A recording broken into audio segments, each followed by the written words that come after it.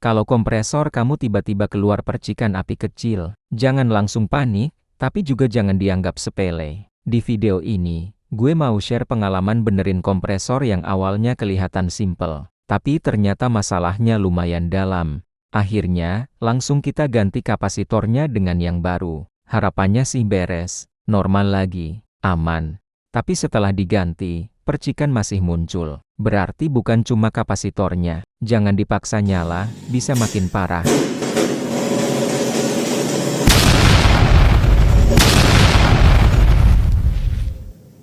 Kompresor pun masih meledak. Ya, berarti bukan rezeki kita hari ini.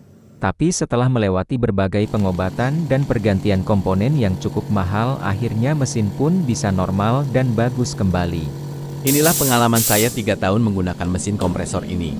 Semoga bermanfaat ya.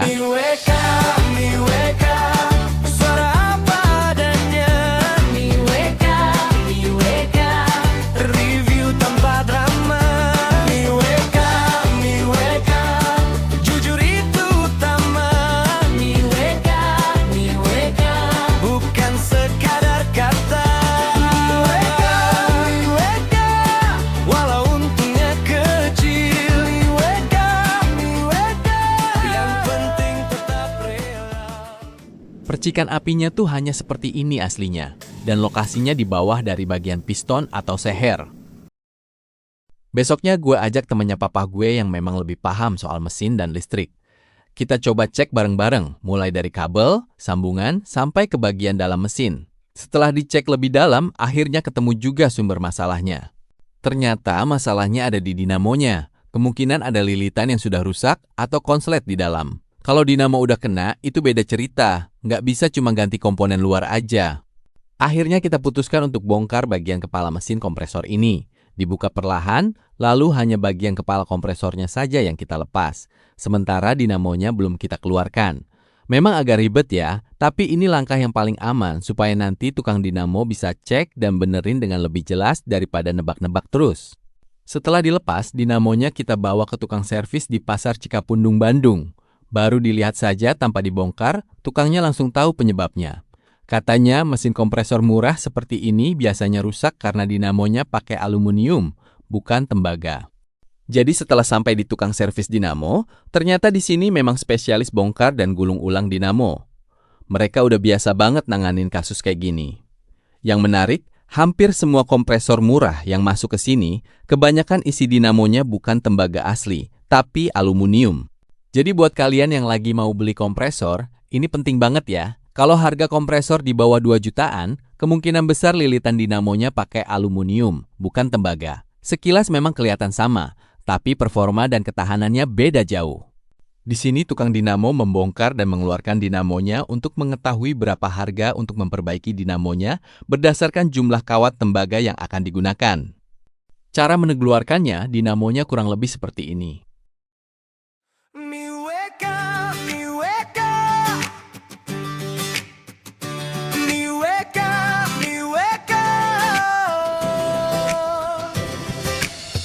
Tak perlu barang mewah, yang penting bahagia. Datang paket sederhana, ku buka dengan cerita. Bukan soal mahalnya, tapi dipakai gimana. Kalau bagus ya bilang bagus, kalau enggak ya apa adanya. Penonton dikit tak apa, untung kecil tak masalah.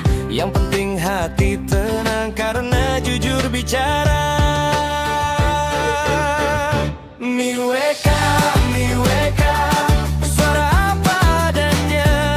Miweka, Review tanpa drama. Miweka, jujur itu utama. Miweka, Bukan sekadar kata. Miweka, walau untungnya Sekarang gue kasih tips penting buat kalian cara bedain lilitan tembaga asli sama aluminium. Kalau kalian surut sedikit atau lihat bagian dalam kawatnya, aluminium itu warnanya putih mengkilap. Sedangkan tembaga itu warnanya putih tapi agak kekuning-kuningan. Kadang lebih ke arah merah tembaga. Jadi kelihatan beda kalau diperhatikan. Kalau dipotong pun terlihat perbedaannya. putih mengkilap dan putih yang ada kekuning-kuningannya. Tapi ingat ya, jangan sampai kalian cek dengan cara memutuskan lilitan kawatnya yang sudah terpasang pada dinamo. Ini bahaya banget, karena kumparan dinamo itu tidak boleh putus sama sekali. Bahkan satu lilitan putus aja bisa bikin dinamo rusak total dan harus gulung ulang. Jadi kalau mau cek, cukup lihat atau serut sedikit bagian luar saja, jangan dipotong.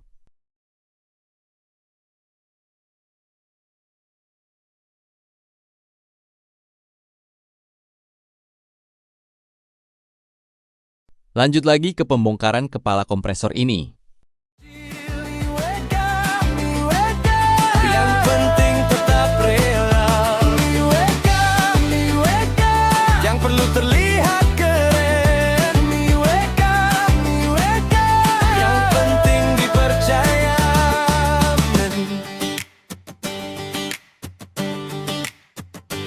Banyak afiliator janji, tapi sering tak pasti. Ekspektasi tinggi sekali, datang barang beda lagi. Aku pilih jalanku, walau pelan langkahku. Jadi pengguna asli yang bicara tanpa ragu. Tak harus selalu viral, Tak harus selalu ramai. yang penting tetap jujur walau jalannya santai. Lebih ramai Miweka, Miweka, suara apa adanya. Miweka, Review tanpa drama. Miweka, Miweka, jujur itu utama. Miweka, Bukan sekadar kata. Miweka, Untuk kamu semua, Miweka, biarkan salah beliau. Miweka, Kecil tapi berarti, dari hati ke hati. Saat tak temu ragu,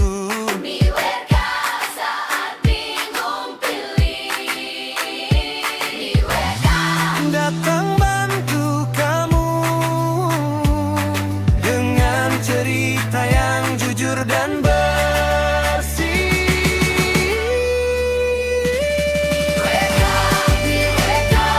Miweka selamanya, jujur jadi jalannya. walau sederhana, tetap bermakna.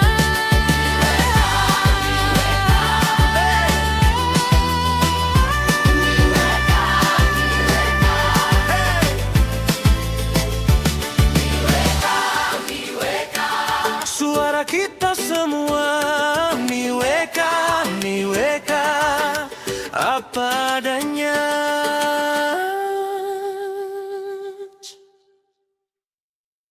Setelah kita diskusi sama tukangnya, akhirnya dikasih estimasi biaya untuk perbaikan. Totalnya sekitar Rp900.000 untuk ganti lilitan dari aluminium jadi tembaga asli. Kenapa mahal? Karena katanya butuh sekitar 2-3 kg tembaga. Dan harga tembaga sekarang sudah mahal banget, sekitar Rp300.000 per kilo. Jadi sebagian besar biaya itu memang dari materialnya.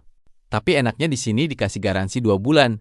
Jadi kalau ada masalah lagi dalam waktu itu, masih bisa diklaim dan dicek ulang. Lumayan bikin lebih tenang lah ya. Setelah terbongkar, memang benar jelas terlihat bahwa dinamonya sudah ada bagian yang putus terbakar. Terus ini bagian kawatnya juga coba dikupas dan benar itu aluminium bukan tembaga. Buat kalian yang di Bandung dan sekitarnya, kalau mau servis dinamo atau kompresor, tempat ini cukup recommended. Orangnya sudah pengalaman dan langsung bisa analisa tanpa banyak coba-coba. Lokasinya ada di Pasar Cikapundung, nanti gue kasih lihat gambarnya di sini. Jadi dari pengalaman ini, ternyata masalah utama bukan di kapasitornya, tapi di kualitas dinamo itu sendiri. Kadang kita tergiur harga murah, tapi di dalamnya ada komponen yang memang dikurangi kualitasnya. Lebih baik keluar biaya sekali untuk benerin pakai tembaga daripada bolak-balik rusak. Setelah bagian kepala kompresor selesai diperbaiki dari tukang servis, akhirnya kita bawa pulang lagi ke rumah. Langsung kita mulai proses pemasangan kembali ke mesin kompresornya. Di sini harus hati-hati ya, terutama pasang kabel. Pastikan masuk ke jalur yang benar, jangan sampai salah lubang atau ketukar posisi. Karena kalau salah pasang, bisa bikin korslet lagi atau bahkan merusak dinamo yang baru diperbaiki. Setelah semua terpasang, kita coba nyalakan kompresornya. Dan akhirnya nyala! Mesin jalan dengan normal, suara juga lebih halus dari sebelumnya. Di sini sempat lega karena berarti perbaikan dinamonya berhasil.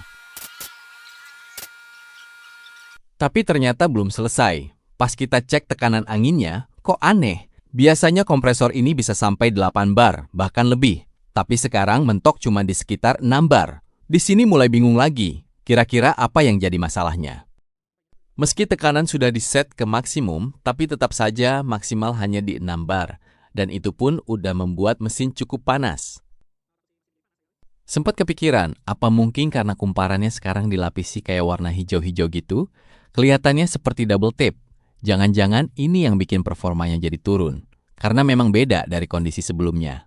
Akhirnya, daripada nebak-nebak lagi, kita putuskan untuk bawa balik ke tukang dinamo, sekalian sama kompresornya. Untungnya masih dalam masa garansi, jadi bisa dicek tanpa biaya tambahan. Setelah dicek sama tukangnya, ternyata bukan karena dinamo atau kumparannya, tapi masalahnya ada di selang. Selangnya ternyata bocor, dan kemungkinan besar ini akibat percikan api kecil sebelumnya yang tanpa sadar sudah merusak bagian selang sampai akhirnya bocor halus. Dan soal lapisan hijau tadi, ternyata itu bukan double tape ya, itu namanya mika timbal. Fungsinya memang untuk melapisi dan melindungi lilitan tembaga di dalam dinamo. Jadi justru itu bagus, bukan penyebab masalah. Bagaimana menurut kalian? Tolong bantu di komen ya. Untungnya di sekitar pasar Cikapundung ini lengkap banget. Ada juga tukang khusus selang yang bisa bikin selang hidrolik sesuai kebutuhan. Kita langsung bikin selang baru yang lebih kuat dan aman. Awalnya sempat heran juga. Kenapa selang yang kelihatannya pendek, harganya bisa sampai 75 ribuan. Tapi setelah lihat langsung proses pembuatannya, ternyata memang nggak gampang. Mulai dari pemilihan bahan, pemasangan fitting, sampai pengecekan tekanan. Semua dikerjakan dengan detail. Yang penting tetap rela. Yang perlu terlihat keren. Yang penting dipercaya.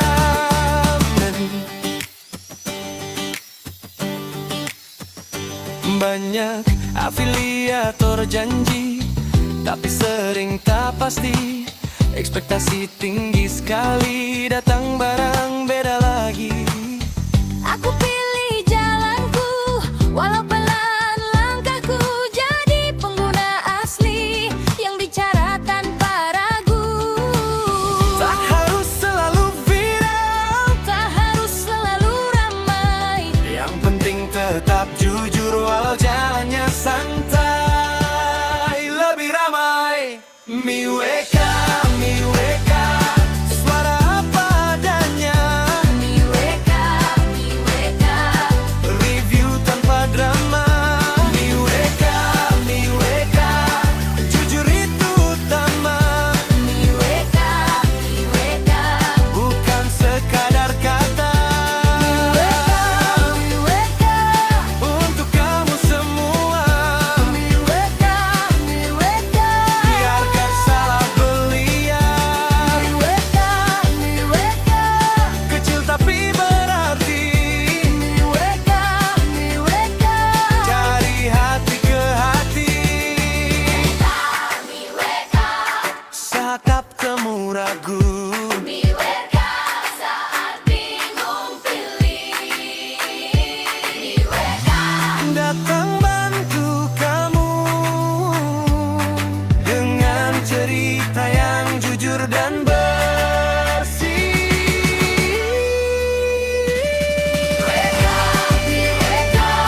Miweka selamanya, jujur jadi jalannya.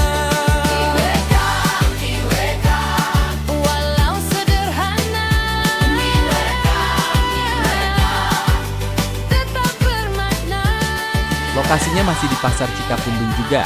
Di sini lokasi tepatnya. Akhirnya saya pun nggak ragu lagi. Lebih baik keluar sedikit lebih mahal, tapi dapat selang yang benar-benar kuat, aman, dan nggak gampang bocor, daripada pakai yang murah tapi beresiko. Dari sini kita belajar lagi. Kadang masalah itu bukan dari komponen utama, tapi dari bagian kecil seperti selang. Dan hal kecil seperti ini bisa ngaruh besar ke performa keseluruhan. Dan setelah dipasang selang yang baru, kompresor pun bisa terisi hingga 8 bar dengan mudah dan cepat. Setelah semua beres, langkah terakhir tinggal setting tekanan otomatisnya. Jadi saya atur supaya kompresor ini berhenti mengisi angin sedikit sebelum menyentuh 8 bar. Nah, buat kalian yang belum tahu, tekanan ini diatur dari mur yang ada di bagian pressure switch. Mur inilah yang diputar untuk menaikkan atau menurunkan batas tekanan. Prinsipnya sederhana. Semakin pendek tekanan per pegasnya, biasanya tekanan maksimum yang bisa masuk akan semakin tinggi. Sebaliknya, kalau pegasnya lebih longgar, kompresor akan berhenti di tekanan yang lebih rendah. Jadi setting ini tinggal disesuaikan kebutuhan masing-masing. Buat yang penasaran, saya kasih rincian total biayanya ya. Biaya pengecekan sama temennya papa saya, 200.000. Gulung ulang dinamo dari aluminium jadi tembaga asli, 900.000. Ganti selang baru, 75.000. Jadi total semuanya, 1.175.000 rupiah. Jujur, nominal segini memang lumayan, tapi saya tetap pilih opsi ini. Karena kalau beli kompresor baru lagi, besar kemungkinan masalahnya bakal sama lagi. Apalagi banyak kompresor murah yang dinamonya masih pakai aluminium. Jadi saya pikir sekalian aja dibenerin yang ada, tapi isi dalamnya dibuat lebih bagus. Kalau menurut kalian, keputusan saya ini masuk akal nggak? Keluar 1.175.000 buat benerin, atau mending beli kompresor baru sekalian? Tulis pendapat kalian di kolom komentar ya. Karena jujur saya juga pengen tahu kalau kalian ada di posisi saya, bakal pilih yang mana. Oh iya, kawat aluminium bekas dari dinamo yang lama ini saya bawa pulang. Awalnya saya penasaran juga, karena waktu ditimbang beratnya ternyata cuma sekitar 200 gram. Nah di sini saya juga jadi agak bingung. Karena sebelumnya sempat dibilang kalau penggantian ini butuh sekitar 2-3 kg tembaga. Jadi saya sendiri juga belum tahu pasti hitungannya seperti apa. Mungkin ada bagian lain, mungkin beda cara hitung. Atau mungkin memang berat kawat lama dan kawat baru nggak bisa disamakan begitu saja. Tapi satu hal yang pasti, sekarang kompresornya sudah balik normal lagi. Isi angin lancar, tekanan stabil, dan performanya terasa jauh lebih enak dipakai. Rasanya seperti kompresor baru lagi. Semoga rangkaian pengalaman ini bisa jadi pelajaran buat kalian semua. Dan mudah-mudahan kalau kompresor kalian bermasalah, sekarang jadi ada gambaran harus mulai cek dari mana. Terima kasih banyak buat kalian yang sudah nonton sampai akhir. Semoga video ini bermanfaat dan bisa bantu kalian yang lagi ngalamin masalah serupa. Kalau kalian suka konten seperti ini, jangan lupa support dengan like, share, dan subscribe. Dan buat yang mau support lebih, kalian juga bisa berdonasi seikhlasnya supaya saya bisa terus bikin konten yang lebih bagus dan lebih bermanfaat lagi. Sekali lagi terima kasih, sampai ketemu di video berikutnya. Walau untungnya kecil, yang penting tetap rela. Yang perlu terlihat keren. Yang penting dipercaya.